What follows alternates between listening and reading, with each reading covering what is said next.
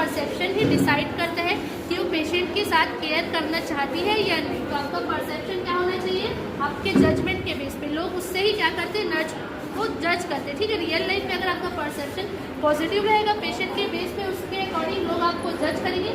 लेकिन आपका perception side रहेगा तो आप राइट जजमेंट करेंगे। देन राइट जजमेंट के बाद आप क्या कर सकते हैं, पेशेंट को एक्शन के अकॉर्डिंग जो भी केयर उसको प्रोवाइडेड करना चाहिए आप उनको क्या करेंगे, प्रोवाइड करेंगे। जो आपका एक्शन आप यूज़ करेंगे वो क्या कन्वर्ट हो जाता है रिएक्शन में। मीन्स अगर आपने राइट प्रोसीजर दिया है तो आपका रिजल्ट क्या होगा, राइट होगा। अदरवाइज आपने अगर माल प्रैक्टिस किया है तो आपका रिएक्शन नेगेटिव में भी कन्वर्ट हो सकता है।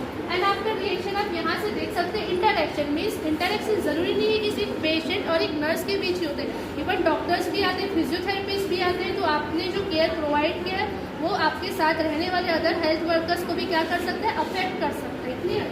तो इंटरेक्शन होने के बाद क्या होगा, transaction. Transaction means the evaluation, the outcome और गोल जो मैंने बताया वो कब अचीव होते हैं, जब आप एक प्रॉपर कम्युनिकेशन मेंटेन करते हैं। Clear. During the time of procedure also, during the time of in patient department या आउट पेशेंट डिपार्टमेंट या after the discharge of the patient, make sure आपका कम्युनिकेशन प्रॉपर होना चाहिए किसके साथ, पेशेंट के साथ। ये किसका परसेप्शन था, नर्स का।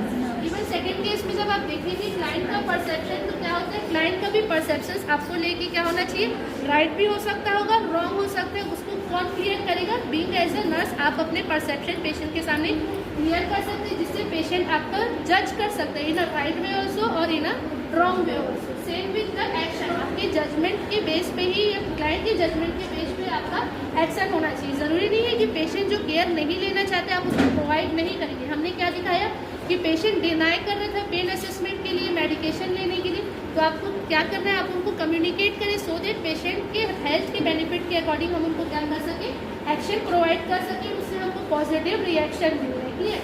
And after getting the positive reaction ये किसमें कन्वर्ट हो जाता है, same with the interaction. Means other health department वाले भी आपके इंटरेक्शन, जो आपकी केयर आपने जो पेशेंट को दिया है वो क्या दिखता है, सबको पता चलता है। ठीक है ना। आफ्टर इंटरेक्शन वो क्या हो जाता है, ट्रांजैक्शन। लास्ट में हम जो गोल अचीव करना चाहते हैं वो हमको मिल जाते हैं। तो मोस्टली इमोजिंग ने नर्स एंड क्लाइंट को लेकर ही action, reaction, interaction and transaction, ये जो 4 प्रोसेस होते हैं इसके बेस पे वो क्या किया था, कॉन्सेप्चुअल फ्रेमवर्क बनाया था।